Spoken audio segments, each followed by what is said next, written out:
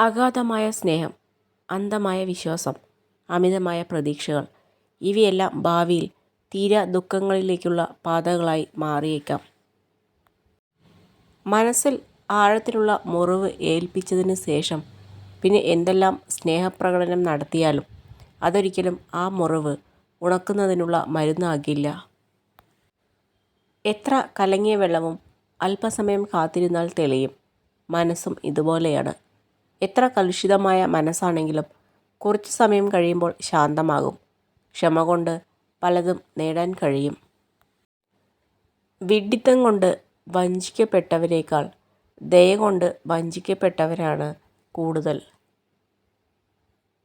ജീവിതം ചിലപ്പോൾ വളരെ വിചിത്രമാണ്. നമ്മളെ സഹായിക്കുമെന്ന് കരുതുന്നവർ പോലും നോക്കി നിൽക്കുമ്പോൾ നമ്മൾ സ്വപ്നത്തിൽ പോലും കാണാത്തവർ നമ്മെ സഹായിക്കാൻ എത്തുന്നത് കാണാം.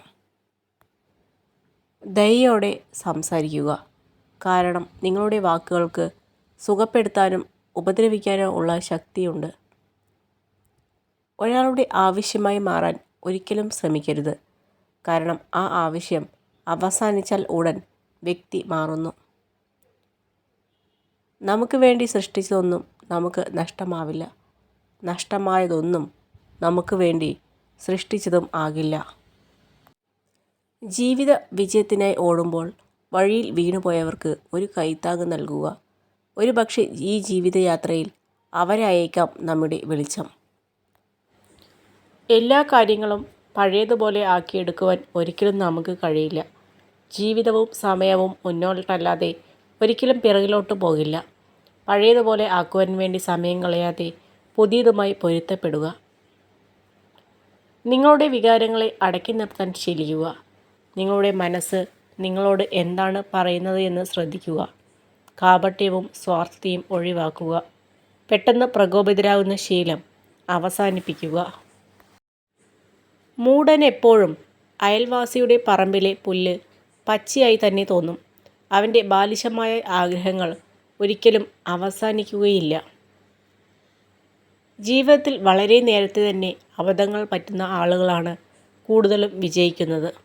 അവർ അനുഭവത്തിലൂടെ കാര്യങ്ങൾ മനസ്സിലാക്കി ശരിയായ ദിശയിൽ സഞ്ചരിക്കുന്നു.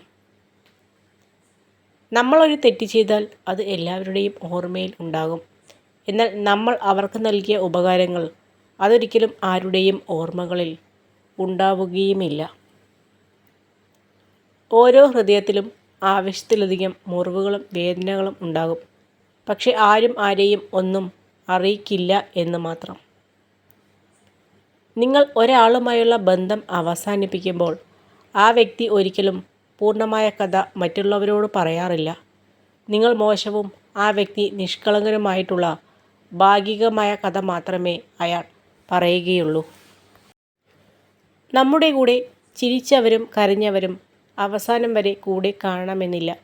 എന്നാൽ സന്തോഷങ്ങളും ദുഃഖങ്ങളും നിറഞ്ഞ ഓർമ്മകൾ എന്നും നമുക്ക് കൂട്ടിനുണ്ടാകും. കൂടെയുള്ളവരെ പുറകിൽ നിന്ന് കുത്തുക, എന്നിട്ട് മറ്റുള്ളവരുടെ മുന്നിൽ നല്ലവൻ ചമയുക. ഇതാണ് ചിലരുടെ സത്യസന്ധത. അവഗണനയും പരിഗണനയും തിരിച്ചറിയുന്ന നിമിഷം നാം നിൽക്കേണ്ട സ്ഥലം വ്യക്തമാകും. കാലിടറുമ്പോൾ ഒരു കൈത്താങ്ങിനായി കൊതിക്കാറുണ്ട് പലരും പലപ്പോഴും. ഒരർത്ഥത്തിൽ ആ വിശ്വാസം തന്നെയാണ് പരാജയം. കൂട്ടിന് ആരുമില്ലെന്ന് വിശ്വസിപ്പിക്കണം സ്വന്തം മനസ്സിന്. ഒരു പക്ഷേ അത് തന്നെയാണ് യാഥാർത്ഥ്യം. ജീവിതത്തിൽ എന്ത് നേടിയാലും ഒരിക്കൽ അതെല്ലാം നഷ്ടമാകുമെന്ന് ചിലർ പറയും. പക്ഷെ ഒരിക്കലും നഷ്ടമാകാത്ത ചിലതുണ്ട്, ചിലരുടെ ഓർമ്മകൾ. ഒരു വ്യക്തിയും നിങ്ങളോട് പെരുമാറുന്ന രീതിയിൽ ഒരു സന്ദേശമുണ്ട്. അത് മനസ്സിലാക്കാൻ ഒരുപാട് സമയം എടുക്കരുത് എന്ന് മാത്രം. ചില കള്ളങ്ങൾ അങ്ങനെയാണ്. പറഞ്ഞവർ പെട്ടെന്ന് മറന്നു പോവുകയും കേട്ടവർ കാലങ്ങളോളം ഓർത്ത് വയ്ക്കുകയും ചെയ്യുന്നു. പറയാൻ ഏറെ ഉണ്ടെങ്കിലും പലപ്പോഴും മൗനം തന്നെയാണ് നല്ലത്. അതാകുമ്പോൾ ആർക്കും പരിഭവവുമില്ല, പരാതിയുമില്ല. നിങ്ങളെ മനസ്സിലാക്കാൻ കഴിയാത്തവർക്ക് മുന്നിൽ എത്രയൊക്കെ മനസ്സ് തുറന്നിട്ടും ഒരു കാര്യവുമില്ല. ചിലർ ആലിപ്പഴങ്ങൾ പോലെയാണ്. നനച്ചിരിക്കാതെ കൈവെള്ളയിൽ വീണ് കൊതിപ്പിക്കും. കൈപ്പിടിയിൽ ഒതുങ്ങിയെന്ന് തോന്നുമ്പോൾ അലിഞ്ഞ് തീരുകയും ചെയ്യുന്നു. ശക്തരായ ശത്രുവിനെ തിരിച്ചറിഞ്ഞാൽ നിങ്ങൾ ജയിച്ചു എന്ന് വരാം.